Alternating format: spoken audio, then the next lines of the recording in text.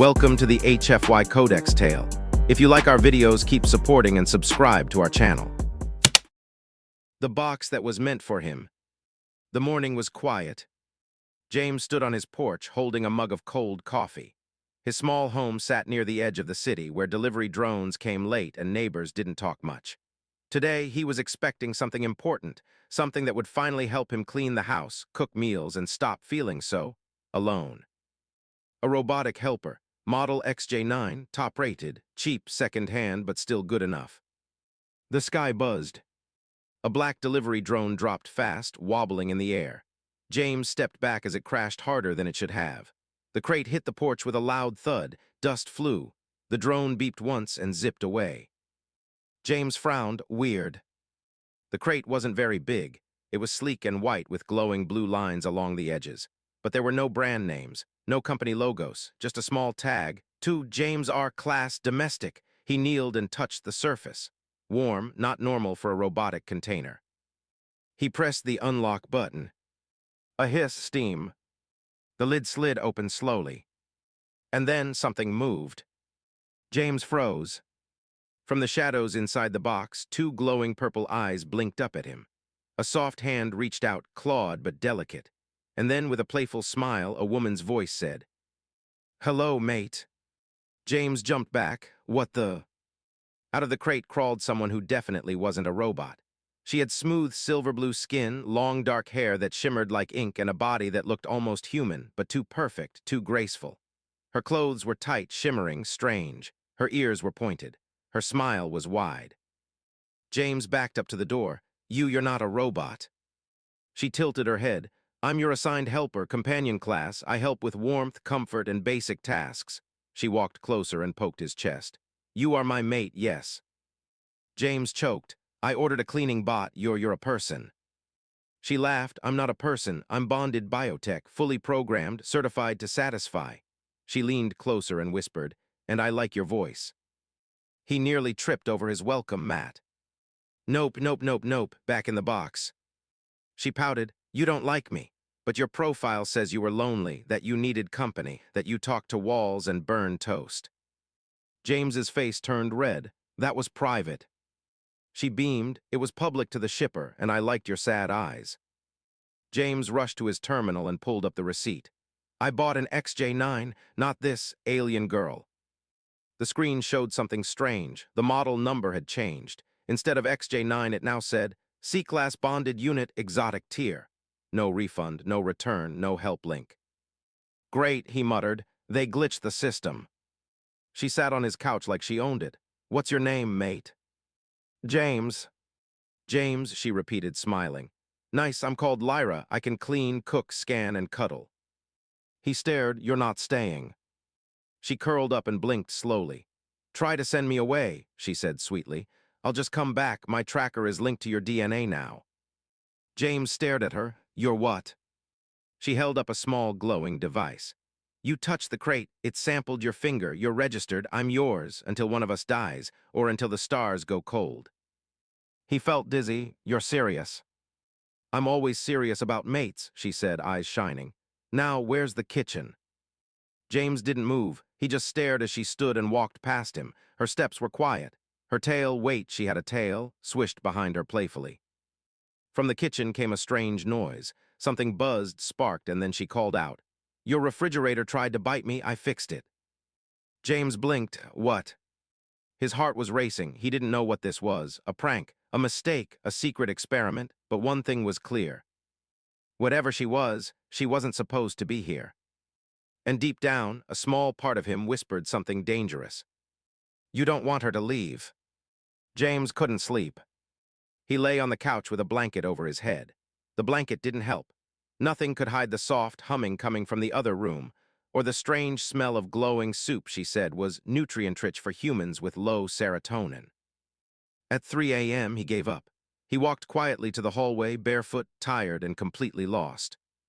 Lyra was sitting cross-legged on the kitchen floor, staring at a toaster. She tilted her head, then poked it.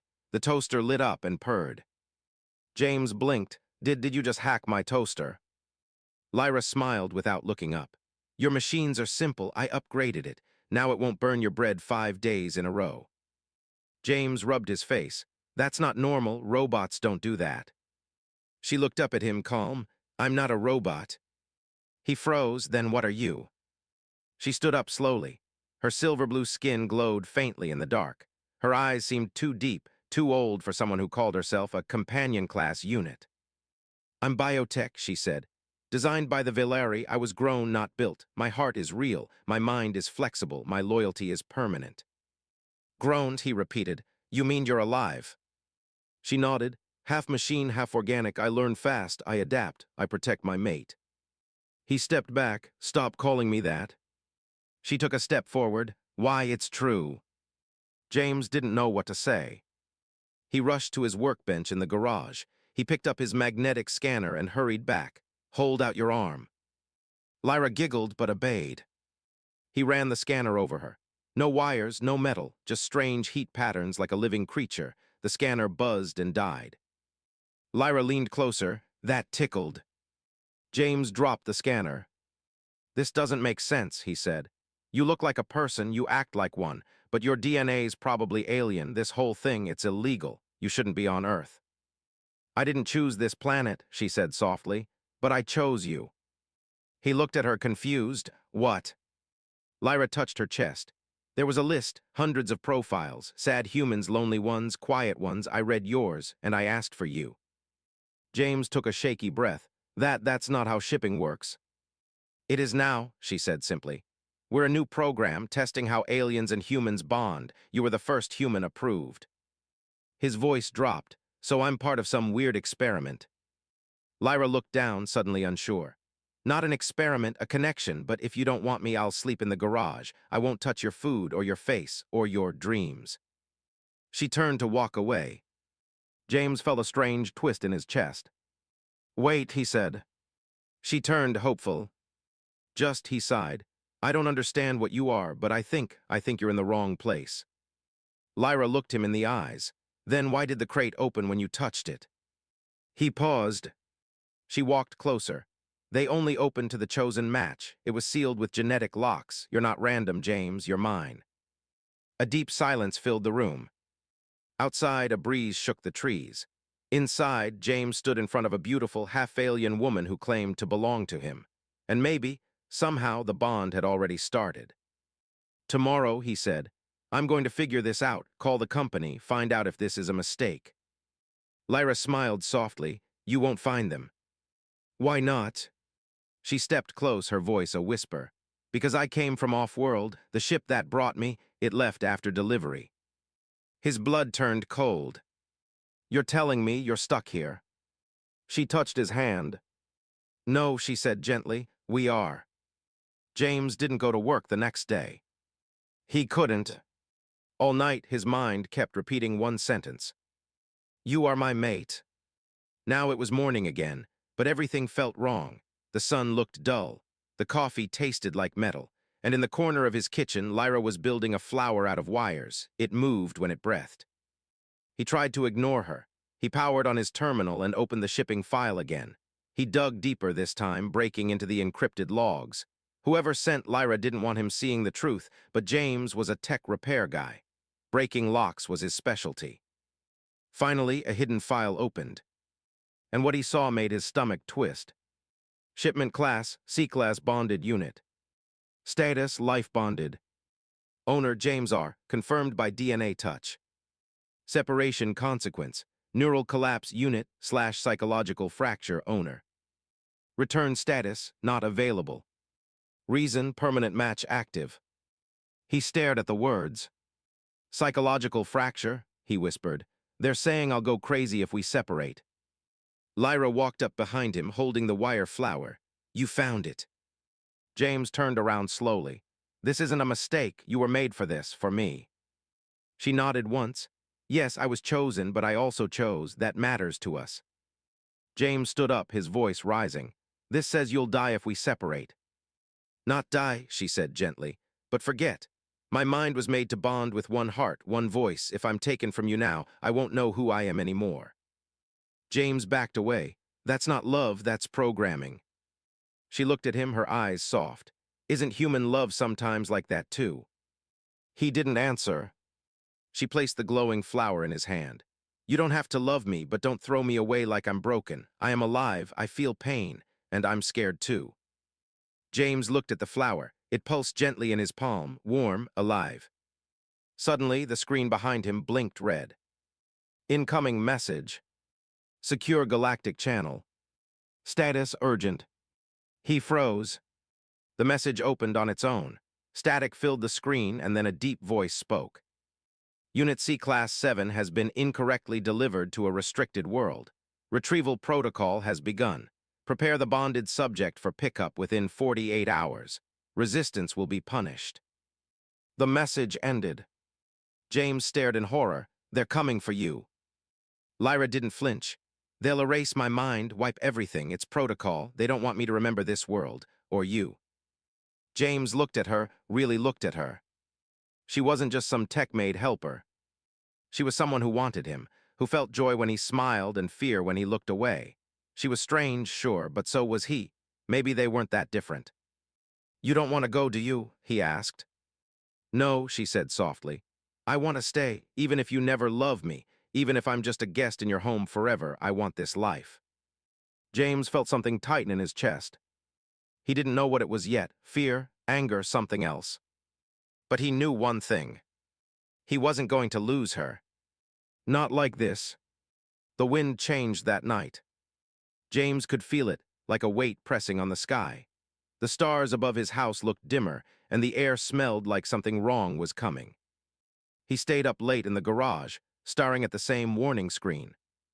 Prepare the bonded subject for pickup within 48 hours. Lyra sat nearby, quiet for once.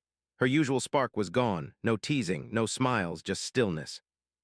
I've never been this scared, she whispered. James looked at her. How do they take you? They don't knock. Her voice shook.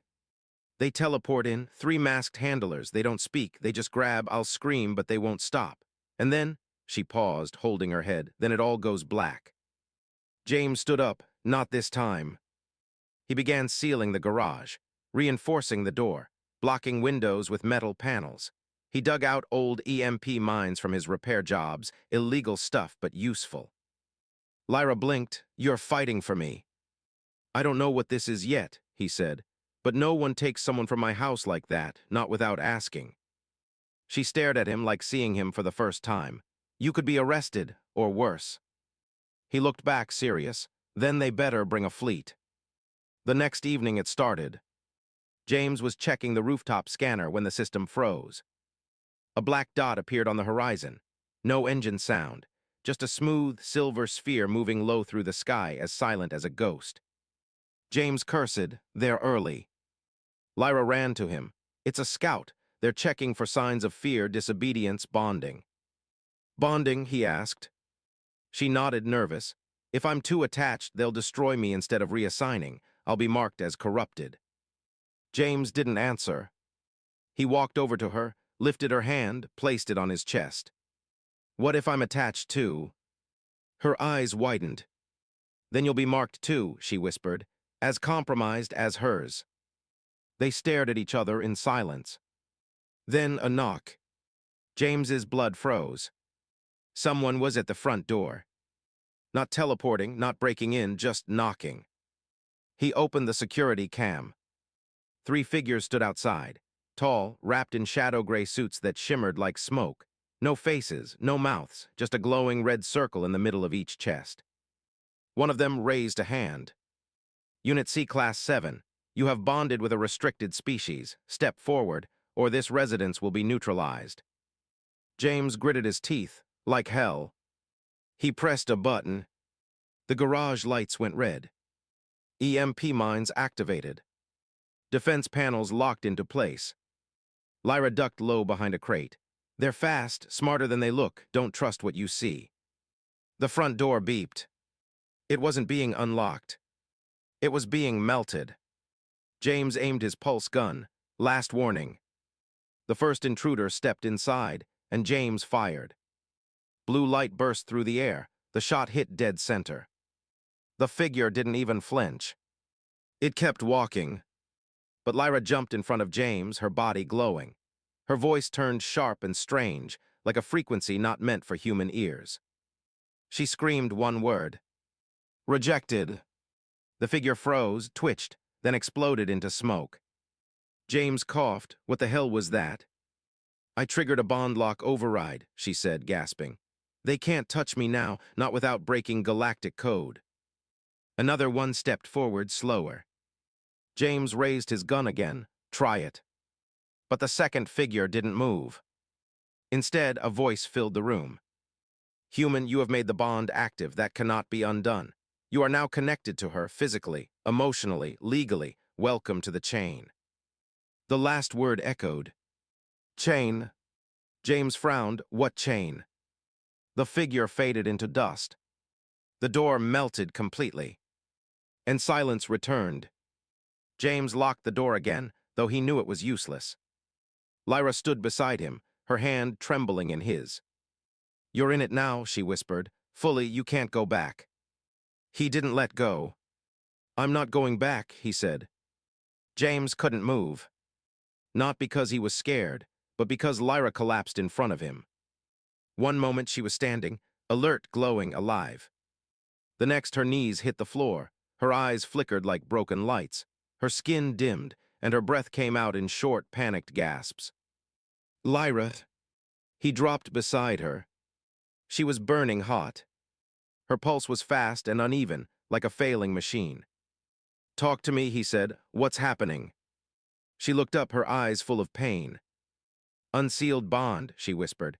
Too long without full link. My system is rejecting itself. James held her gently. What do I do?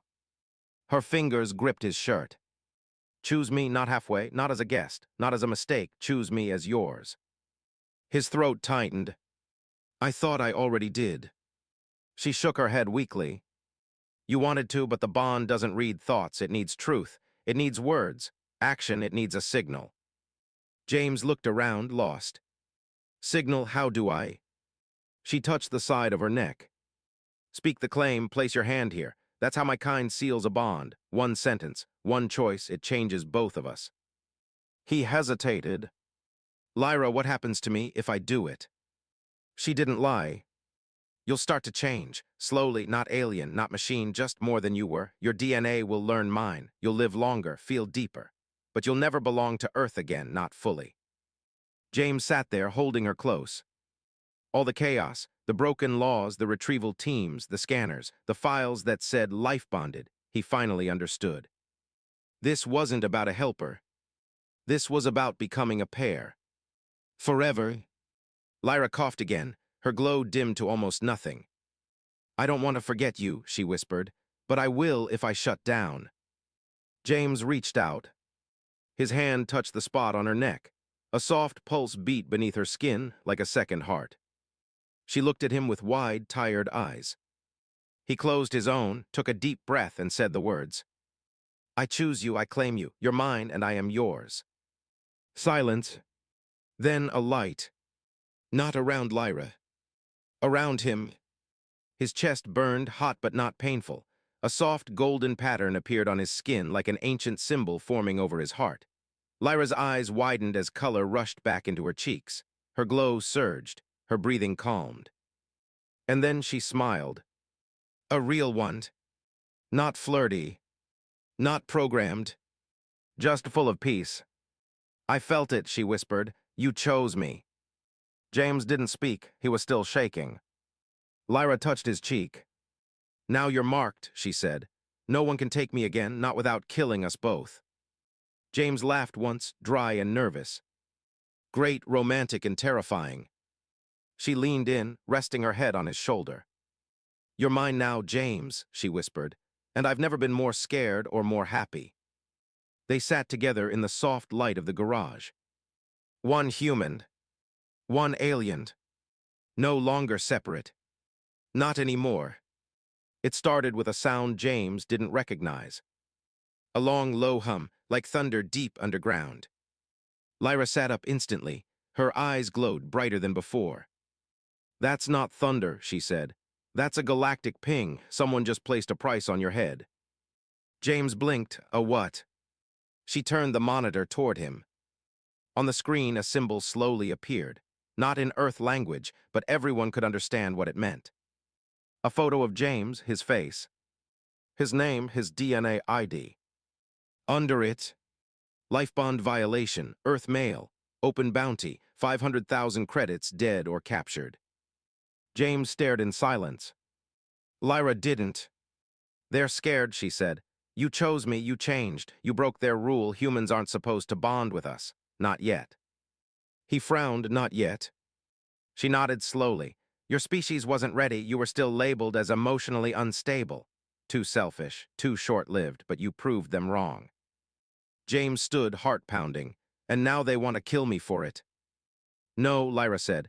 Now they want to silence you. If others find out what you did, more humans will try, and the system will break. He paced the garage, panicked. Okay, we go off-grid, hide, I know people, old tech guys, ex-military types. Lyra placed a hand on his shoulder. No, we don't hide. James stared at her. We fight. By the next morning, Earth's underground networks were already buzzing. Whispers spread through forums, pirate comms, off-world smugglers. Human boy bonded with a Velari girl. Fully sealed, he didn't die. He glows now, he's not normal anymore. And the alien's still alive. They're together, they're running. But James and Lyra weren't running. They were preparing. At night they drove deep into the forest, into a hidden shelter James once helped a paranoid client build. No signals, no satellites, just roots, stone, and old secrets. James was loading old weapons into crates, some Earth-made, some alien tech Lyra helped rewire. She stood beside him, eyes sharp, moving like a soldier now. You're not just a helper unit, he said, watching her. She looked at him and smiled. Did I ever say I was? James smiled back, then froze. Something had entered the air, like a pulse, too fast to hear but strong enough to feel in the bones. Lyra turned. They found us. They hit fast. A bounty team, 6 of them disguised as humans. Their skin peeled away as they attacked, revealing sleek insectoid forms beneath silver armor. James fired first. Lyra moved faster. She leaped into the air, spun, and knocked 2 down with a glowing kick that cracked the stone beneath their feet. James hit a third with a sonic grenade. Its head burst in a flash of light. One attacker grabbed Lyra's arm. James didn't think.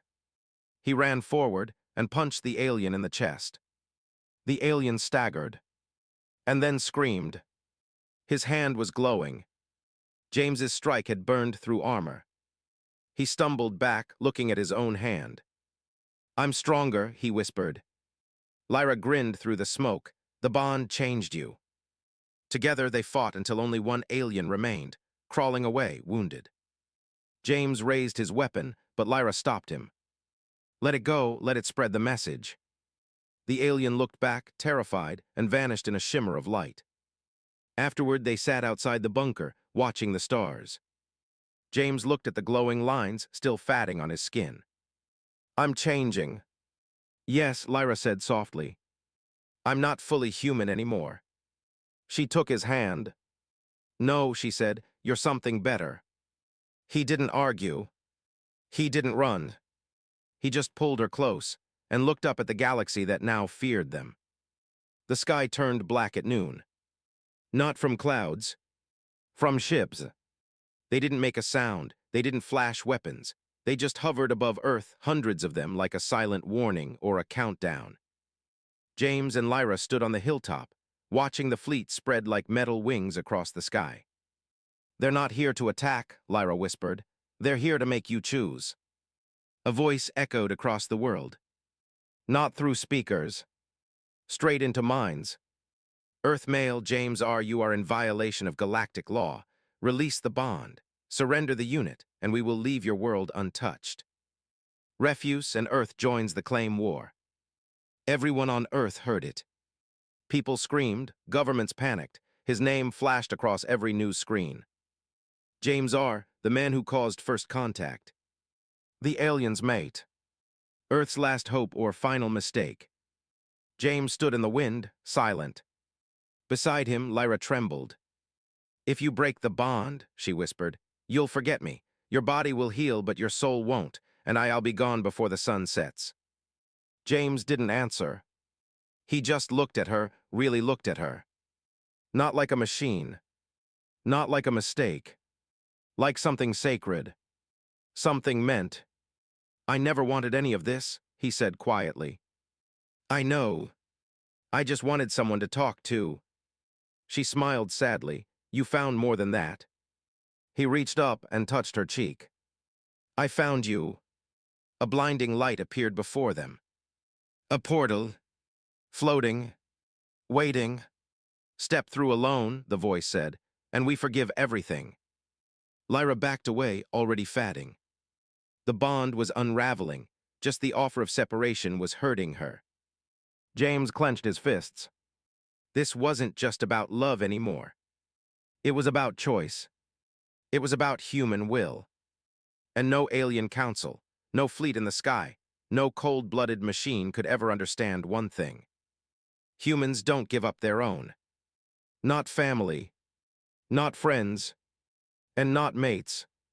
James walked toward the portal. Lyra's eyes filled with tears. But instead of stepping into the light, he spit into it. "I choose her," he said.